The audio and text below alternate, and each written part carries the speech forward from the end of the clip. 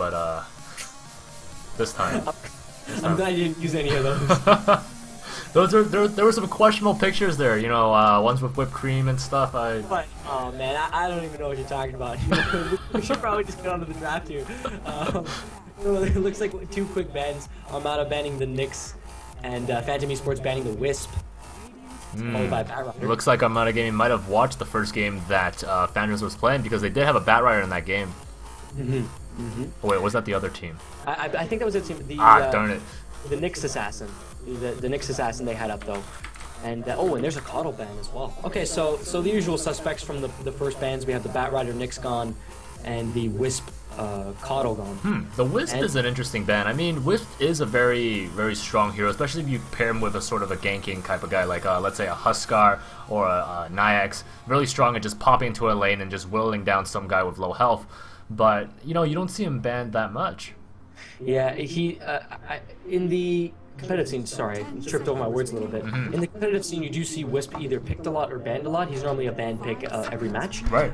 We noticed in the couple matches that we've seen so far in this tournament, everyone seemed to kind of stay away from Wisp. Like no picks, no bans. Right. Exactly.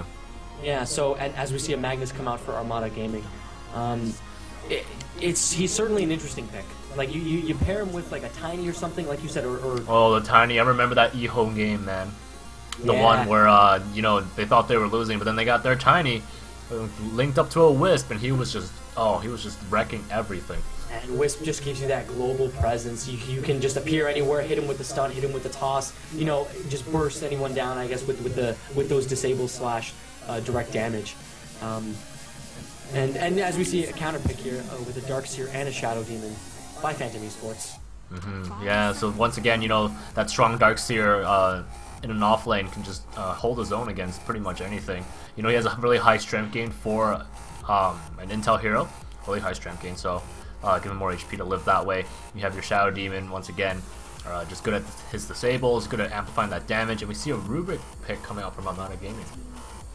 Yeah, I think it's in the 3 games that we've casted so far, it looks like this is the first time we're going to see a Rubik pick rather than a ban.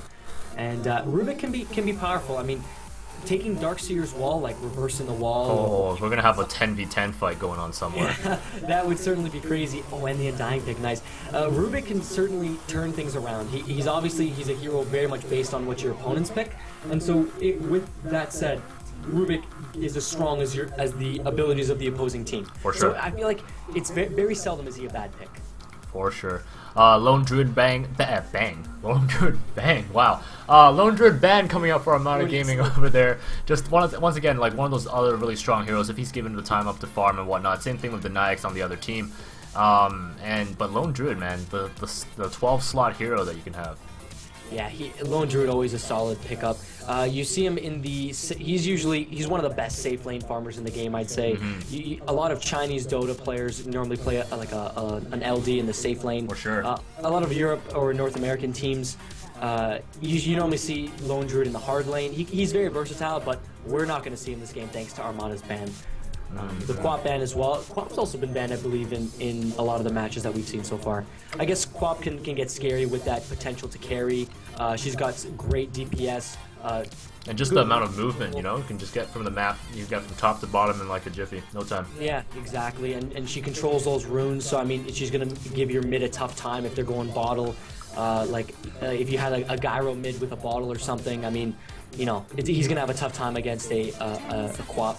Yeah, speaking of this Gyro, though, I'm just saying, Gyro in a lane with a Shadow Demon, you can see some really early damage. I mean, with the Soul Catcher going up, amplifying the damage from both the from the stun that Gyro has, but also the Rocket Barrage. Yeah, Rocket Barrage, obviously key, even with the Flat Cannon, if you want to get those right clicks on, you know, use it conservatively. You're not really going to want to push the lane, especially early on. But you're right, Shadow Demon, Gyrocopter, great first blood potential if we see them lane together. I wouldn't be surprised to see some sort of tri-lane with Gyro, SD, and a third support. Oh yeah, for sure. Like that's definitely an option for Phantom eSports right now. And I think Armata Gaming is aware of that. I mean, whenever Gyro's picked, you got to be aware because he's going to mid, or he's part of a tri-lane. Yep. He's a great farmer, great pusher, good early game presence. For sure. Silencer ban, another smart choice. You know, there's been so many times you go into a team fight, opposite team has a silencer, and you don't get to cast a single spell. and you know, so yeah, it's not something you want to go up against. It's interesting because Silencer was only approved for Captain's Mode not too long ago. It was only a couple weeks ago. I think they were just trying to find a ways to balance him. It's tough to gauge how powerful his global silence actually is, and I think we can all agree that it's very powerful. Oh yeah, exactly. There's so many times that you've just been, if they didn't have that Silencer on their team, it would have been a totally different team fight. And we see the final bans coming up from both team. Armata Gaming banning the Leshrac, and Phantom eSports banning that Phantom Lancer. Yeah, so we're not going to see the super hard carry Phantom Lancer. We did see him in that last matchup of the game we had just casted. Or not us, but we had Devo and Treva casting that game. So now we're going to see that the last couple picks come out here. So with you have the Mag, you have the Rubik, you have Undying. Where do you think Armata goes next? Armata, let's see. Well, we do have a very, at least for this team, it seems like they want to have people stay in a certain area. I wouldn't be surprised to see a Disruptor actually pop in. Okay, Disruptor, and well, we see the Windrunner come out. A Windrunner does also have that good shackle disable. You don't underestimate the power shot, especially in the early game. Oh, for sure. She's a really good hard laner, and so I wouldn't be surprised to see Windrunner hard laning for Armata. Okay, that's an interesting call with the Disruptor. I certainly wouldn't be surprised to see it. Maybe someone like a. Do you feel like Armata needs an agi carry? Do you feel? But yeah, you know, looking at, I mean, if Magnus is able to go for the carry path, he can be a very strong carry. You give him your Mask of Madness, you know, blink in a couple of cleaves here and there, the whole team can actually go down. But you know, that depends on him building his character totally differently and not being able to help out in some team fights. And Magnus needs to be in those team fights. Yeah, you often see the skewer into the reverse polarity. You catch 3, 4, 5 heroes even in that RP, and I mean that could be disaster for the opposing team. I mean, I could just imagine an Undying Zombies up there. With his Soul Rip going on, and then you skewer them into that zone, RP them, a power shot maybe even. Like there's some craziness, maybe a Rubik call down or even a Rubik wall. Oh, that's true. Yeah, don't forget Rubik is anyone. Yeah, because Rubik, he can, with his ability steal, he can. It really is a variable that we won't see how powerful it's going to be until it actually happens. Indeed. A lot of potential with the Rubik. Well, it looks like you have a shout out from your friend in stream here. Woo! I appreciate. I don't think I've ever received a shout out before, so I appreciate that. Whoever that is, thank you very much. I believe it's Jeff actually. Awesome. So it looks like a Nature's Prophet pick coming up from Phantom eSports. They had a Nature's Prophet in their actually first game against Shoot 'em Up. Yeah, and the Nature's Prophet was just very strong, popping in and out, you know, dropping in when he needed to do damage, pushing lanes when he doesn't need to gank, and just a really strong play over there. Yeah, and with the Sprout, I know he had a couple great Sprouts. Oh, for sure. The split pushing potential, especially when they were up in that game. Even his ult with the Wrath of Nature there, he was able to deal some pretty solid damage. You know, clean up a couple kills when he needed to during those team engagements, those team fights. And so I look to see Furon to be another force to be reckoned with the ganks, with the split pushing. Would you say a force of nature? Yeah. Put those shades on. Oh man, yeah, I know. Deal with it. Deal with it. But he's, I guess if you want to put it that way, certainly is a force of nature. For sure. It looks like here we go. This is the last bit of reserve time, counting down for Armata Gaming, going down to the 10-second. It looks like there's their carry, there's their strong, faceless Void, and really, Okay, so I don't think I've ever had this happen before in all my times playing. Have you ever had Faceless Void put down his Chronosphere? Do the zombies of Undying, do they still attack?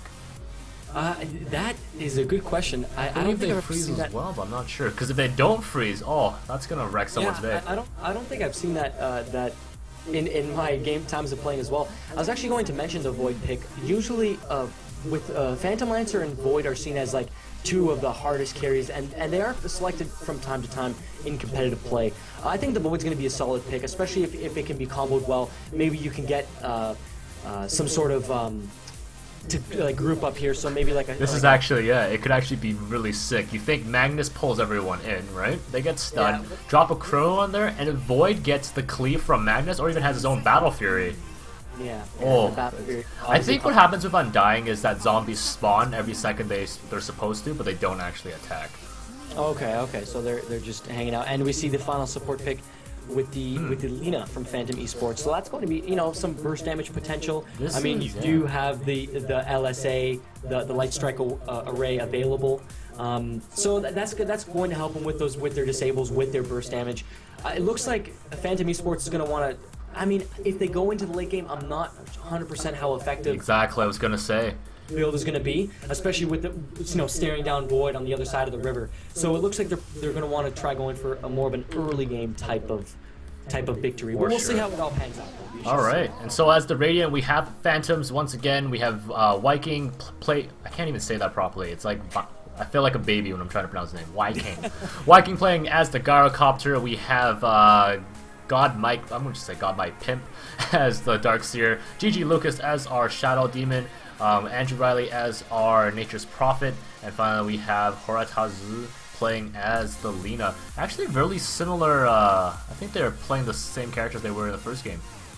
A similar type makeup, so, we'll look to see that same type of Furion play. We'll look to see how the lane composition goes here of the Phantoms, and we'll see how it all ends up panning out in the grand scheme of things. On the other side of the river, we have the Phantoms. We have Knights playing that off-lane Windrunner. Look, we'll have Lord Rhodium. I don't mispronounce. So Lord Rhodium. He's on that mid lane Magnus, and it looks like in the top lane we have Volcano on the Undying, Overkill on the Rubik, and playing that hard carry Faceless Void, we have Goat Christ. Goat Christ. He is the savior of goats everywhere. I'm pretty sure it's Goat Chris T, but it looks like there's no space. So Goat Christ is also a cool name. Oh, I think you're right. Yeah. Well, if you are offended by Ghost Christ, I will call you Goat Chris T. Chris T. I apologize for that. As we see the words go up for both teams, keeping an eye on that mid lane presence, and we have a regen rune top. For sure, and it looks like right now we don't have really a split in the lanes just yet for our team of Phantoms. You know, Heroes just hanging around more towards the middle and bottom lane. Right now, no one actually going top at all. This is really interesting. It looks like they're going to have one jungler there. Lina's just hanging around the mid right now. Not too sure where she wants to go. Most likely going to be trying to go for some early kill somewhere or whatnot. It's interesting to see a Darkseer mid, though. Yeah, Darkseer mid is certainly unorthodox. It looks like Phantoms might be trying some sort of alternative strat, maybe to throw things off, or maybe just in the early game. We do see Lina with that smoke. Not sure if they're going to try anything. You have the Furion jungling, and in the bot lane, we see the Shadow Demon and the Gyro. The Gyro is just, obviously, he's just standing in place. He's waiting to get his XP. And an unguarded top lane there. You know, that actually, you know, if they don't do anything on top, if they don't gank it sometime later, it's basically a free-farm Faceless Void up top. You don't want that ever. Yeah, Void's definitely going to pick up his I like your drawing. Oh, drawn all over the map. Oh, there we go.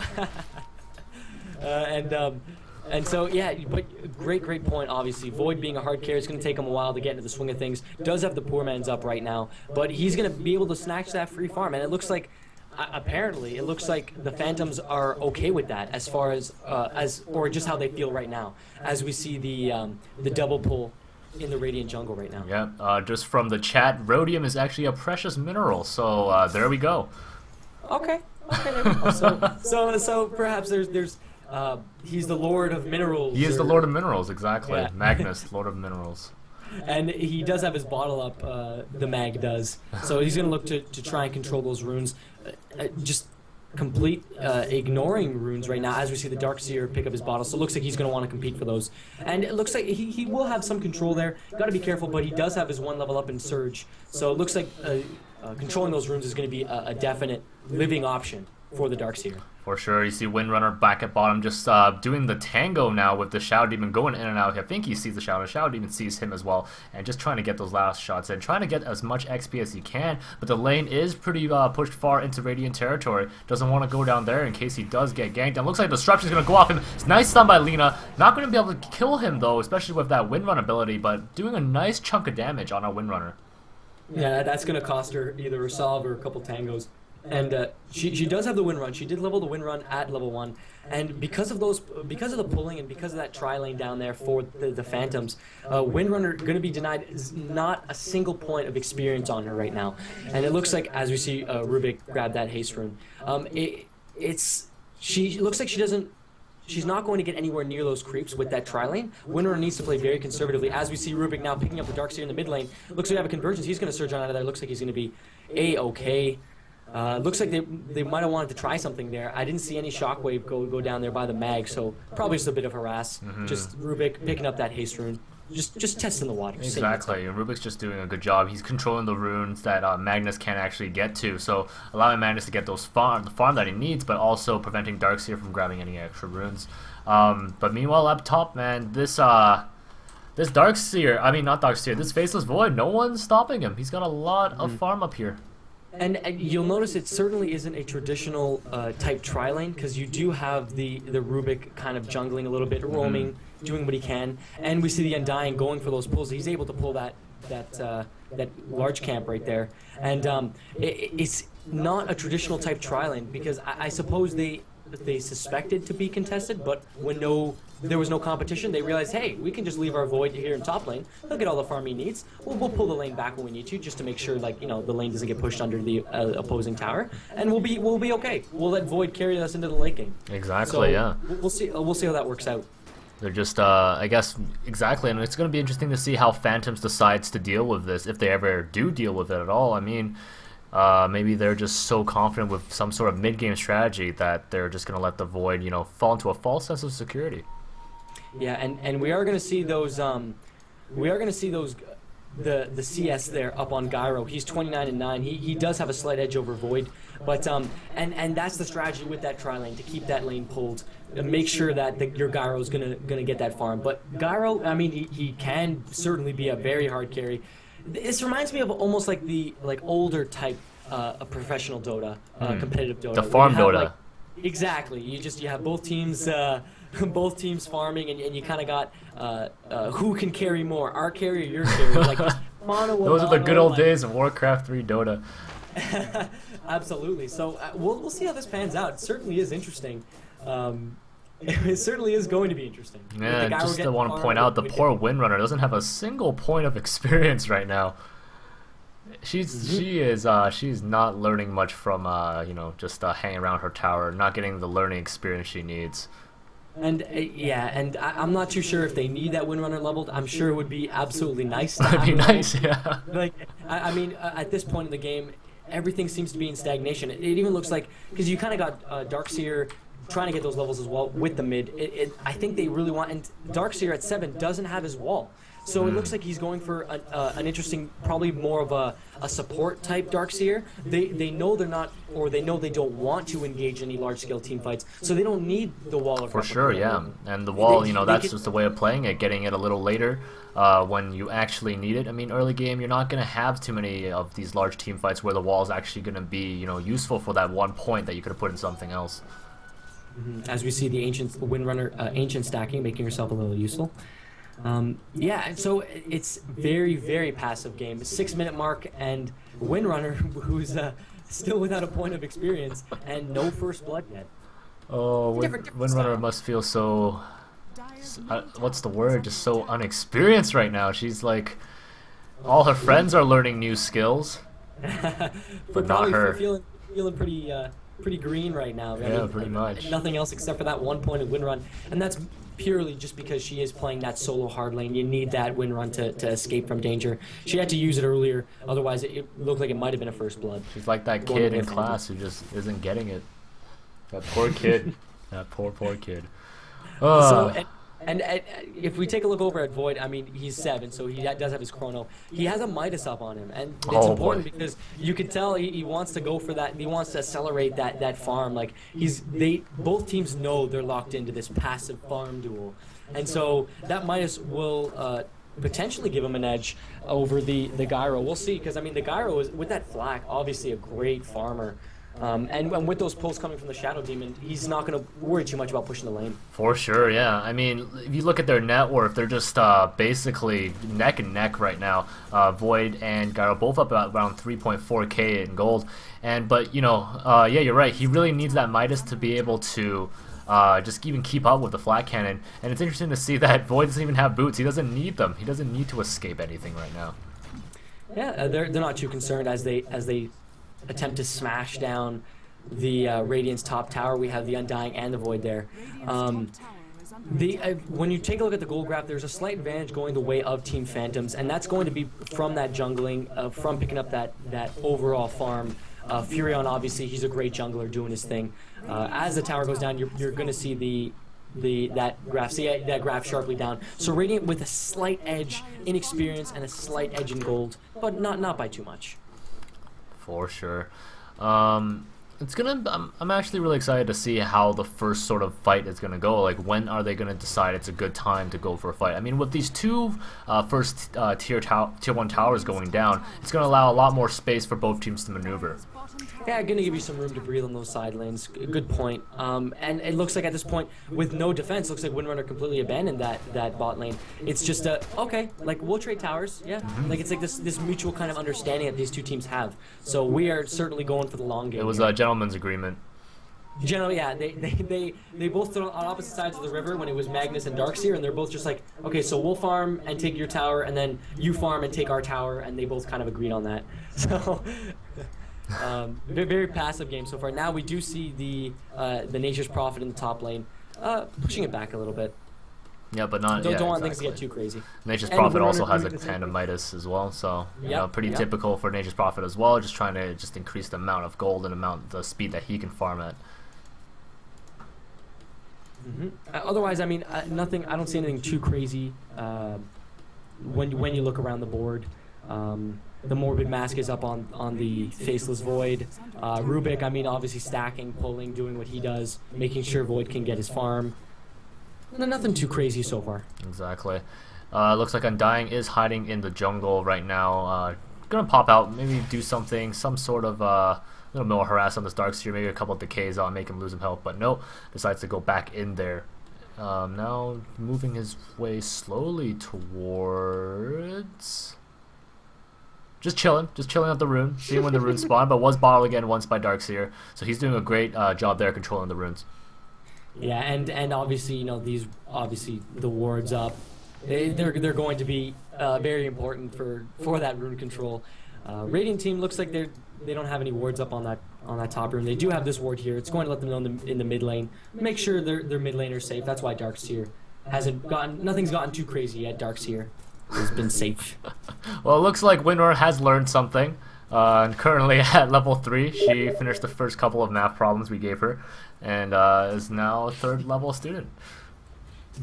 We see Lina and Shadow Demon mid, so it looks like there might be some sort of mid gank push. We'll see what happens here when this wave goes out. Both waiting in the wings. Magnus, no points in his Empower. Obviously, again, not looking for that team fight, not looking for that push. Leveling Shockwave for harass, his skewer. He does have 1 point in RP. Yeah. And still no wall for Darkseer. He's at 9 now. No wall. Max vacuum, max ion shell. For sure, and you know, just in chat, people have been telling us that's right. It's a typical Darkseer build, right? You don't go for the wall until about 11 or 12, and then you try to max it out. But yeah, I mean, with this the mana boots on Magnus, you can basically spam all that bit. Oh my goodness, here we go. First match gets disrupted. A stun from Leo. Nice timing there. There goes the Dragon Slave, and down goes Magnus for our first blood. Undying trying to get in there, but not able to make anything happen. And now we see the Surge Darkseer with the Ion Shell just harassing that Undying, getting a few right clicks in. He's going to dance around the tower. Tombstone goes up. Darkseer going down. Oh, Power Shot coming in. Looks like they're going to trade, but it was a 2-for-1 gain there. Darkseer ended up trading for the Undying and the Magnus going down. You saw the Shadow Demon with the disruption and the nuke damage with the level 3 Dragon Slave. Obviously key. They wanted that. They wanted that gank, and they yeah, come around just through the back. Just have to say the timing on that attack was just was great. I mean, it takes really a lot of coordination to land a stun like Lina's, which also has like a little cast time delay as well to make it land right after disruption finishes. And now looks like we're going back to that kind of stagnation, but we see the Windrunner over here getting close to the Gyrocopter. She's not going to make a move, just going to stand around the tower. Oh, and looks like Gank Squad, Darkseer, and Lina are up again, just drawing an arrow on the map saying, let's go for this Faceless Void, but, you know, popping the Mask of Madness, he is able to get out of there. Yeah, he's out of there. I was going to say popping the mom, but you don't want to pop moms. That's an interesting way to put it. The Gyro now, he does have the farm lead on the Faceless Void at 86 to 66 as far as CS goes.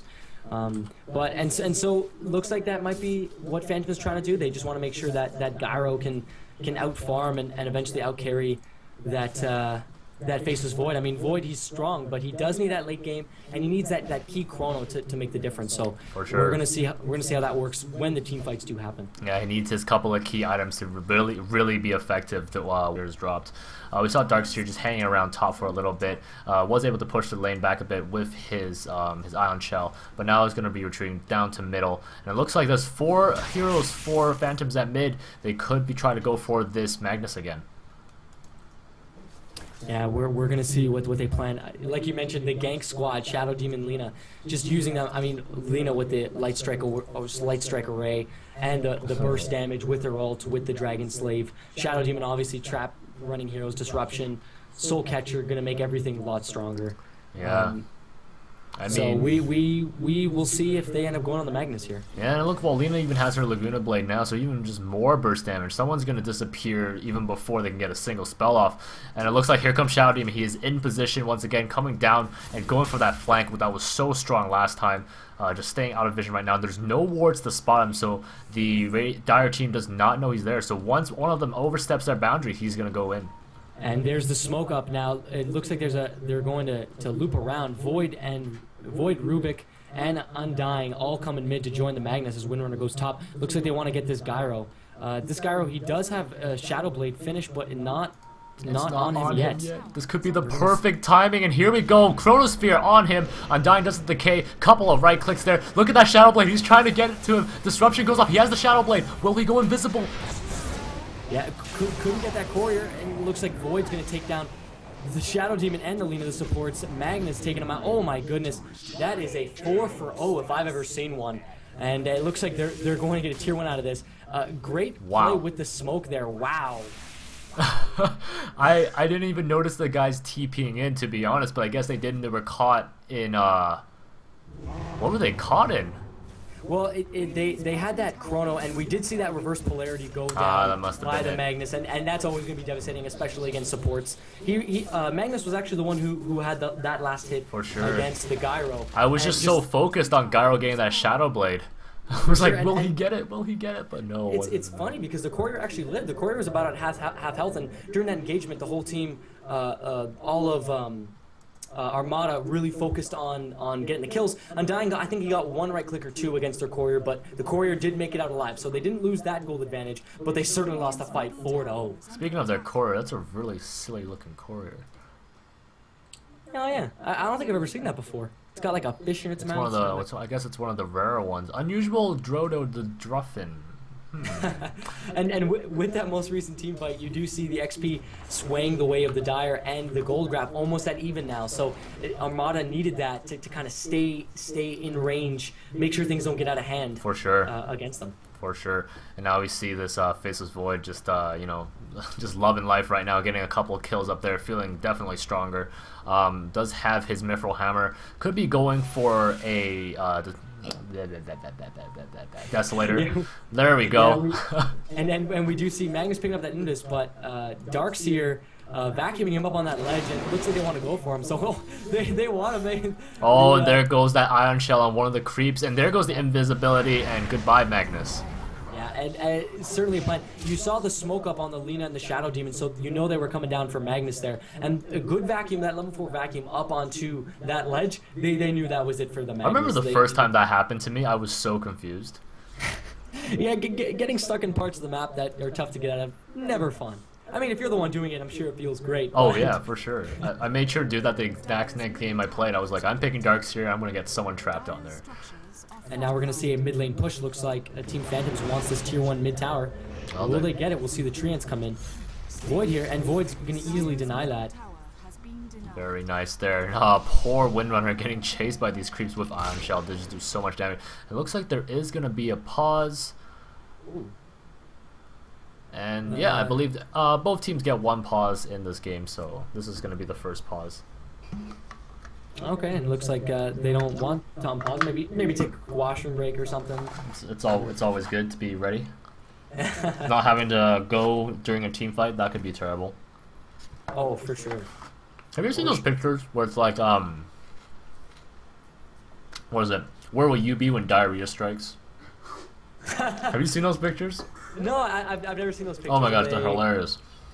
Oh my. You just have normal people. It's one of those times. I mean, if you had to go, I mean, it's probably not the best time. You just have normal people in normal situations, but then their faces are just so twisted and frustrated. Where will you be? Where will you be? Oh jeez.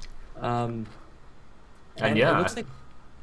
Yeah, I was just about to mention. It looks like the stream probably like not as smooth as it could be here. Maybe we'll see if we can remedy that. Did someone say the stream's not smooth? Yeah, it looks like in chat the stream's a bit choppy. Oh, can I not see the stream chat? This could be it. Maybe I need to reload my stream chat. Definitely possible. And I guess we'll just take this time as the CS 110 last hits and 40 denies for that free farm gyro. So you look for him to be a force, and him and the Darkseer 91 and 11 also great, and they're looking to go up against a farmed up Void 88 and 18 right now. So I mean, with those two great farmers, you know, the free farm for gyro countering the free farm for Void, Furion doing a great job jungling. It's no surprise why the gold graph and the experience graph are slightly in favor of Team Phantoms, but they are down in kills here, and excuse me, and they are even in towers right now. So apparently the stream is okay. I think it's because you have Dota and the stream running at the same time. Might just be choppy for you. It's possible for that person. Definitely possible. I'm just asking on stream, but guys, if stream is choppy, please let me know. I'm gonna try to. I'll try to do whatever I can to get it running at maximum potential. Yeah, I mean, no one likes a choppy stream. Everyone hates choppy. No one likes choppy streams. Choppy streams are the devil. They are the worst, and there's nothing worse than watching like a really intense team fight or something, and then just, you know, all like go. It's the end, and all you hear is the caster go, "Oh!" Yeah, you hear what's going on. It's almost like radio. You hear what's going on, but you can't see it, and you don't really know what's happening. And then when it's all done, like the frames go back, and you see like one team's missing like 4 members, and one team's missing like 1, and you're like, "Oh, I missed like a cool team fight or something." Exactly. Missed a really good play. So there's nothing worse than that. Or when stream's really low quality, if you're looking at 280p or like 240p, and all it looks like it's just it's like an oil painting. Yeah, you know, jumps from one frame to the next, and it very, very slow. Jeez, we don't want any of that, so that's why let us know, guys. We appreciate the feedback on the stream, and yeah, that's most likely it. If you're running Dota and the stream at the same time, it's probably going to cause, you know, a few performance issues. For sure. You know, zooming in while Dota's paused, you can actually see some pretty cool effects going on. I'm just following this arrow that Windrunner just shot. It looks pretty amazing. That's a huge arrow. Like that arrow it's larger than pretty much. It's basically as large as her arm. Yeah. Wow. It's a thick arrow. Oh my goodness, that's huge. And as we see our Rubik reconnect, interesting type of game though. I guess in comparison to the other games that we've seen so far in this tournament, very passive farm type game. 8 kills and we're almost 18 minutes in. Contrast that with like the last game we saw. I mean, the last game was the kills came fast and furious, and even in the first game that you and I casted, the kills just came fast and furious. For sure, yeah, definitely different. It looks like our game has been resumed right now. It looks like there's going to be a large TP, well not a large TP, but Darkseer is going to go for bottom, and Nature's Prophet went back to base. So what was looking like an engagement in middle, I guess they rethought about it when they paused the game. maybe a point of contemplation. They weren't sure what to do. Oh no, I don't know. Maybe they had like a team debate about it. Yeah, they had a meeting while the game was paused. Listen, guys. Possible. I mean, want to make an executive decision here. Yeah, you got lots of time to to chat about it. Exactly. And it looks like with an arrow drawn up, there goes Magnus. He does grab that. No, Gonna give Faceless Void, obviously. Gonna give Faceless Void that double damage. It looks like they're gonna be moving their way onto top here. Shadow Demon in the jungle. He's gonna be first to spot this ganking squad, and it looks like the cleave has been given to our friend here, the Faceless Void. Yeah, and we do see the ward here, so they are gonna see the Undying coming. I think they have Team Phantoms has a good idea that Armata's on their way. Looks like the Shadow Blade going for the Gyro here. Lina hiding in the jungle as we see the Darkseer. Nice blink over. He's going to get disabled there. Wood with the right click and that decay. Taking care of business. Here comes the call down. Oh my goodness, he gets them all. There we have the Chronosphere taking out the Gyro, the Shadow Demon, and the Lina are going to be finished up. Oh my goodness. Another 4-for-0 there by Armata Gaming, now with a 9-3 kill lead.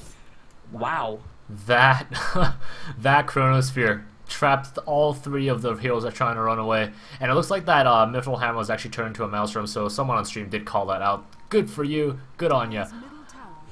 And yeah, Maelstrom, I mean, great for pushing. Obviously a great item on Void. As we see this tier 2 tower slowly start to go down here. Solid team fight there. The call down whiff. I mean, it was a great chrono, enough to take out Gyro and the Shadow Demon, you know, scooping up that Lina afterwards. Just a solid all-around team fight for Armata Gamers, and they're going to be rewarded with the tier 2. For sure. And now, you know, with this Rubik, with the call down, next team fight that does happen, it's going to be a different game again. You know, that's a really strong ability, especially to have in the mid to, like, early to mid game. There's a lot of damage there, a lot of slows. And just the way it scales, and that's what makes Void. I mean, even though he is down in farm, or he was down in just pure CS, obviously Void 5-0 right now. He's doing a great job for kills, getting his own farm. That's what makes Void such a hard carry. If you can position his Chronosphere perfectly, he can easily turn a team fight around with just one Chronosphere. Like, that's all he needs, really. I mean, Chronosphere, Mask of Madness, some right clicks up. He's got the Maelstrom, just insanity. He was able to melt the Gyro and one support there in that last team fight alone, just with the Chrono. That's not to say nothing of the right click damage he was doing all throughout the fight as well. For sure. It looks like the middle push now just getting stronger and stronger. Magnus is able to cleave these creeps apart there with his Shockwave. Nature's probably doing the best that he can, but really that Shockwave is just doing so much damage to the creeps. Looks like right now Rubik's trying to get a little bit more farm. You know, people are roaming, but really this they need to do something about this Void, and he's going to be hard to stop, especially with just the amount of he can do his backtrack, he can do his time walk. It's just it's going to be hard to get him unless they have silence or something. He is somewhat of a difficult target to hit with that backtrack. Always so annoying. 25% just it's a huge percentage, man. Dodge chance. Yeah, I mean, 1 in every 4 attacks miss, and now he does have the Maelstrom, so it's going to be, you know, great for him pushing himself. Oh, nice shackle there by Windrunner. And there comes the Magnus charging the Darkseer back. Also already disrupted as well. Darkseer is popping the pipe, vacuums everyone, and down goes the wall. Reverse polarity here. Here comes the Void. He gets trapped behind the Nature's Prophets trees. Called down by Rubik. And it looks like Magnus is going to go down. Windrunner is going to go down. Uh-oh, looks like Void's running through that wall. He's going to get killed by his own images. Yeah, but Void picking up those mana boots, even though he is sprouted, able to take out that Darkseer. Great wall, a good encounter there for if you are Team Phantoms. I mean, that fight certainly went your way. You had the wall, you had the reverse polarity, as we see the homing missile go here on Void. He's going to back right up. Good encounter for Team Phantoms. For sure, yeah, it was excellent play there. Just all the spells with the Gale go down at once. But you saw how tanky that Darkseer was. Was able to live through a lot of things. I mean, he did have his pipe up, so you know, blocking a lot of magic damage there, also giving that extra regen and resistance. Yeah, and now we see Rubik taking that homing missile. So we'll see if there's any craziness happening. Let's see if he can set anything up with that long range stun. But that is a good call. And now we do see the faceless Void. He's gonna be picking up his Mjolnir.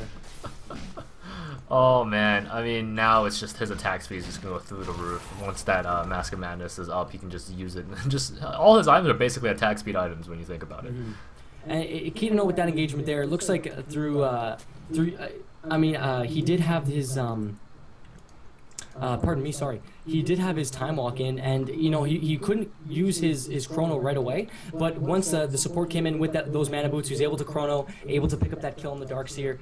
And yeah, Darkseer with the pipe, you're right, very tanky. He did drop the wall, and that certainly influenced the team fight in Phantom's way. Looks like Void is gonna go after this Nature's Prophet here. Will Prophet be able to get away? Looks like he's just actually gonna try to take all the creeps here. So not gonna go for the kill just yet. Nature's Prophet with the Self Sprout and the TP out of there. He's gonna head on back to base, and he's going to run back on out. You see all of Team Phantoms in the mid lane here, whereas most, if not all of Team AG going to be chilling over here. Looks like they're going to want some sort of surprise gank. Yeah, and really all they need to really do is wait for that Magnus to go in. It looks like the team for Phantoms isn't going to be too keen on defending this mid tower. Actually going to let it just go straight away. Nature's Prophet's little Trenants are going to be chasing after this Magnus, not allowing him to do that Blink Dagger. There goes a stun by Lina. Oh my goodness, nice ulti there. Everyone's getting vacuumed in. Down goes the Chronosphere, trapping only one hero. And it looks like the team for AG is actually getting taken out, but no, Magnus comes in, reverse polarity. He's going to try to do as much damage as he can, but he also gets killed. Yeah, and that's the team fight that you want there if you're Team Phantoms. The initiate with the Life Strike away, as we see Undying just melt as well. Trapped by Sprout, hit by Lina's nukes. Darkseer now also taking out the Rubens on the chase. Now that's a 4-4 going the way of Phantoms. That was some great plays there by Darkseer. I mean, he had the wall. Lina started with the Light Strike array, sorry, hitting with the nukes, able to lower Void. Once that wall is up, when Void's already running, now the whole team is running into Darkseer's wall. A double vacuum really kept things. I mean, the reverse polarity countered, but it was certainly not enough. Great team fight play and great play by Darkseer. Yeah, and you can see, you know, that's the saying, never say never. Justin Bieber. But the game is never over. You can see the Phantoms was able to turn around just like that. Yeah, and now look, and going from it was I believe a 5-kill deficit or a 7-kill deficit at one point is now just a 1-kill deficit. Exactly. And you can see the gold and the experience both going the way now of the Radiant team as they try and take down Roshan. Yeah, this is gonna tell AG, you know, we Phantoms, we're not so easy. It's not gonna be that easy for you guys to get a kill. And looks like another disruption going on the bottom, and looks like it's gonna be our Undying who just gets bursted down by the Laguna Blade and the Soul Catcher, doing a crazy amount of damage. And now with the Trenants tanking Roshan, it looks like Phantoms is gonna be able to get it. Picking up, and it's a good key advantage now. Tied in kills, you have a gold advantage, you have an XP advantage now, and not only is that going to be increased by killing Roshan, but now someone's going to have a second life. We're probably going to see us go up on the Gyro here, yep. And so with that, now your team fight gets better, and your individually, your XP, your farm is better. It's just, the game certainly is swaying the way of Phantoms, but never rule out that Faceless Void with his Chrono. So we'll see how this turns out here. Exactly. We haven't actually visited this Windrunner in a while. Last time we checked, she was level 3. Now level 11, doing much better for herself. Going for that 4 staff there. Almost have it complete. Actually, you can also buy the recipe right now. Looks like the defense is coming from this top here. They want to save this tower. While Phantoms is actually very happy to just farm. There goes the invisibility rune down at bottom. Looks like Darkseer is going to be able to pick that up. And when you look at map control wise, it is a deadlock right now between these two teams. So no team really having tower advantage over the other. I mean, when you do when you do think about picking up that Roshan, obviously very important for Team Phantoms. And the fact they were able to claw their way back in through some good team fights, through Darkseer's abilities. I mean, you had the call down there as well in that team fight. It was just all around goodness, and that's what Phantoms needs if they want to swing this back around completely and just make that push. Exactly, yeah. I mean, you're right. Right now they've only pretty much evened it up. Still not too much of a huge advantage in their side at all. Darkseer right now going into the jungle of the Dire. Just going to be looking around, doing some creep kills there, actually using their jungle so they don't get that extra farm that they want. Most teams though, both of these teams, it's gonna see who gets those first couple of moves off in a team fight. I mean, if Magnus is able to initiate, he wasn't able to do it in the last fight because of Nature Prophet's Trenants attacking him, so he couldn't blink. And you're right, having that reverse polarity to initiate is obviously a huge deal. And looks like Windrunner and Darkseer looks like they're not going to size each other up, and looks like now there's a call to come in there, and it looks like they're flagging Void down. Void's taking out the Ancients, and now we're going to have an engagement here. Here comes the Darkseer. Uh-oh, they need to retreat. They can't take this without their Void yet. They need to back up to that tower, and that's exactly what they're doing. They're waiting for Void to come back into this fight. Ward's going down for our Undying there. Just wants to make sure that no invisible kind of Gyrocopter is going to go through. I mean, Gyrocopter does have that Aegis, so he will be able to just res and just do even more damage. Most likely, they're not going to focus him down first. We'll see who they decide to fight first, though. And here comes the Void. He has now joined the party. Yeah, it looks like he's going to loop his way around just a little bit. Both teams just playing footsies, just sizing each other up right now. Looks like they're waiting for that creep wave, if you Team Phantoms is, rather. And they're just going to wait and defend. It looks like there's going to be a big team fight. What's instrumental here is the Darkseer wall plus vacuum. Oh, wow, Furion does push bot. Exactly. I guess they're punishing them for playing footsies. Oh, there goes the force stab by the Rubik. He's going to go for the lift. No, he's able to get around the vision. Darkseer does not get caught here, and the whole team seems to be retreating right now. Winner trying to go in. Nice shackle there. Oh my goodness. Perfect shackle. Gets both of those. Pipe pop. Magnus sucking the people in. Here comes the Chronosphere. Is it going to go down? No, there's the Chronosphere. There's the ult to nuke. There's the sphere just catching Lina right on the corner. He's just shambling his way over. He's gonna have to to time walk out of there. And there's a light strike away, gonna finish him off. 3-for-1 advantage for Team Phantoms. Man, so much craziness happening in that last team fight. Man, I don't know if you saw that or not, but just before I talk about that, looks like Undying is running from that missile. The missile will definitely hit him. Gyrocopter doing so much damage with just his right clicks. There goes the stun. Nature's probably even teleporting in. A little bit of an overkill, but they were able to get him, and they're going to be able to get this tier 2 tower up at top. But what I wanted to say was, just during that team fight, did you see the force stab that pushed Void away from Lina? Yeah, I did see that. That certainly was crazy. That was crazy. That's the one way I'm gonna summarize that whole shebang. And as we see the Nature's Prophet, when the Nature's Prophet just TP'd in there, it was also to pick off the Dire Courier. Oh, so I did not see that. So excellent there, yeah. Yeah, another gold advantage there for Team Phantoms as they push on this tier 3. Nice shackle once again by Winner, but nothing to follow up on that with. You see now the Rubik has the flat cannon, so he's going to push his way. He picks up the Gyrocopter, throws him towards here, hits him with that nuke, misses with the decay power shot, going to fly through, but nothing will come of it. I was like, wait a second, what's Rubik doing? That was pretty cool. I like how when Rubik spell steals different spells, he gets his own little version of them. I always found that really cute. What they really should do is when he steals Pandaren Brewmaster's ulti, there should be 3 little Rubiks popping out.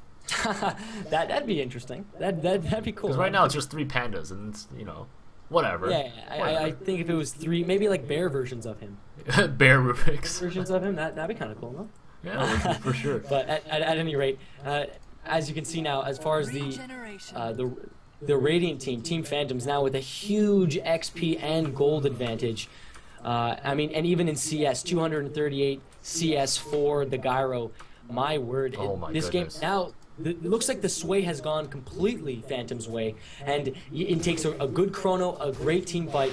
There needs to be some sort of solution that Team AG needs in order to stop Team Phantoms. For sure, you know, like Gyro's getting fat, he is bringing that scale down, but really it's that Darkseer wall is just making everything so frustrating for them. I mean, the extra units, they mess with the AI as well, and little Courier just sitting up there. Poor Courier, what are you doing? Is this a Courier bait? Have you ever seen that? Do people do that? I've seen a couple Courier baits from all the games I've watched, but it certainly isn't very common. Certainly not very common. And when you look at the Gyro does have his butterfly up, and he also has his demon edge. So we're gonna see Myco MKB, Myco Daedalus as we see a smoke go up here. It looks like they're gonna smoke and push that top lane from the drawings on the map. While the Team Armata Gaming is going to have to D this tier 3 bot. Exactly, that Nature's doing such an excellent job doing that split push, just able to give his team so much movement space as the Team AG has to go defend his push. It looks like they might actually catch this Magnus off guard here. The smoke is going in. I think they see him, they know they want him, but will Magnus get to home safely? No, they're going around, and poor Magnus. This could be his... No. Oh, they chose to back off. It looks like one of their smokes had run up into shadow. Yeah, and so for Magnus, he was just gonna get the hell out of there, get the hell out of Dodge. for something like that, I mean, you see Void farming on his own. Nature's Prophet has quietly been great in this game. I mean, 1-1-10, but he's done a great job with the split pushes. You know, he's been using his Treants, you know, tanking Roshan, catching Magnus up when he was caught right where the bot rune spawn was. I think he's been playing a great game quietly though. Certainly not the force we saw in the first match that we did cast, but he has been a force this game, along with Darkseer. Definitely, yeah. Definitely playing the more of the pushing role in this game. We can see that Faceless Void actually just finished off his BKB, so even after that Chronosphere goes down, or even just before he even drops the Chronosphere, he's going to be a force to be reckoned with, especially since none of the magic spells will be able to touch him. Yeah, and there is a lot. I mean, with the Lina nukes, with the Shadow Demon, even with the Darkseer damage, a lot of magical damage coming out there, and so the BKB is gonna buy him that extra time. It's not gonna let him, you know, get manipulated, get stuck in that Darkseer wall. It gives him more of a chance before he gets bursted down by a Lina or something like that as well. So obviously a good pickup item on him. For sure, and now the teams, once again, we're going into that beginning phase of just farming up once again. No team really wants to run into a fight straight up, as they know it could basically swing both ways, especially with the items that they've achieved now. And now we're back to that more passive play. We do have the pushing coming out there by the Nature's Prophet. He's pushing that bot lane once again. He's been doing a great job. He's gonna get himself out of there as well. Yeah, he does have a Shadow Blade now, so just another escape just in case his Sprout TP does not work. Just gonna be able to keep on doing these pushes and do it safely as well. Be very confident in his ability to escape. Yeah, and as we see the ulti orb being brought to Lina. Lina also another smoke up on her as well. So maybe we'll see another smoke gank or something, or something crazy. Maybe a smoke Roshan, because Roshan is going to go up very soon. I'd say within about 15-20 seconds he'll be up. So, and I'm not sure if Team Armata Gaming sees that, because it looks like they're all hovering. Yeah, everyone's hovering around this Roshan. It looks like both teams are pretty familiar with the timings of when the Roshan was taken and when Roshan will respawn. There goes Rupert, though. He's going to be first to go down. There goes his ward. He's going to de-ward the enemy team, and Phantoms had smoked up, and they will be trying to circumvent the team by going around there. But it looks like they're going to want to go around and hit him where it hurts, just on the other side, just cutting in from that bot lane. Because as you can see, Team AG, they did de-ward, and now it looks like they're waiting, seeing if Team Phantoms is going to go into Roshan. Now Void's going to go in there with cleave damage alone, but here it comes. Oh my goodness, there's the Darkseer getting lifted up. Oh my gosh, Soul Catcher going down on that Undying there. Magnus jumping in. Oh my gosh, nice shackle there. Down goes the Shadow Demon. What is happening right now? Ulti in the BKB. Nothing can stop this Faceless Void right now. Nature's Prophet trying to do a lot of damage there. Shiva's going off on Darkseer. He's able to kill the Faceless Void. And there goes Windrunner. She is running for her life. That game, that fight really turned around. I thought they were going to be dead there.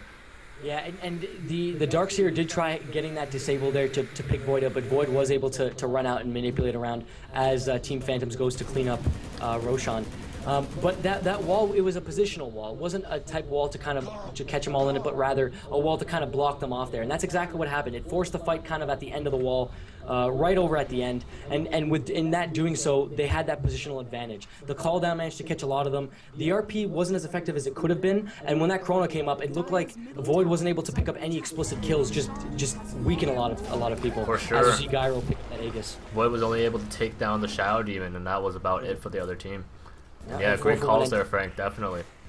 Yeah, Phantom's really turning this around, and in a big way. Huge XP difference, huge gold advantage as well as they push this tier 3 and mid racks of Team Armata Gaming. So right now the push is coming on strong into the base of Armata Gaming. The Gyro right now just feeling super confident. He has purchased an item and it is getting flown to him in his corner. It's going to be a MKB. So those little mini... He's going to basically be like a sniper in a plane. Yeah, and especially, you know, you combine that with that flak. If someone gets close, you have your Rocket Barrage take care of business. Gyro he's serious. Right now, he's in serious mode as we see the pipe go up and the push on the tier 3 tower and the racks. And the tower is just going down so fast. Fortification has gone off. There goes the Void. He is going to go in. Nice Chrono there. But nice disruption bar. Shadow even saving him. And that disruption does save him. They're gonna go after takedown Darkseer after he does activate Shivas, as we see some right clicks go down here. Wow, huge damage. Nice nuke cleanup kill on the Void as we see that tier 3 go down. Gyrocopter, pardon me, still has the Aegis, has not popped yet. He's taking out those racks, and he will get taken down by Undying. He's going to back up. We see an Invis Furion go after. Oh, Life Striker missing. He was disrupted, but it doesn't matter. That Invis Furion now pushing that top tier 3 tower. My goodness, just so much craziness happening. And the GG's going out. That is the game. My goodness. I gotta say, I mean, that last final reverse polarity, the positioning from Phantoms was just amazing. Reverse polarity actually hit no one in that last fight. My word, and they cleaned up in a big way. Negating Void going in, he felt like he had that, but that was a key disruption to keep Darkseer alive. Oh, yeah. Great defensive play. Kept him alive for that. They had to end up change targets, and then he ended up getting that Shivas off. Sorry, the Gyro. Sorry, the disruption on the Gyro. Yep. They ended up going after Darkseer, managed to get the Shivas off, but Darkseer holding that, the Aegis for that long, it was what able to let them push the racks. GG called, and that's the end of that. My goodness.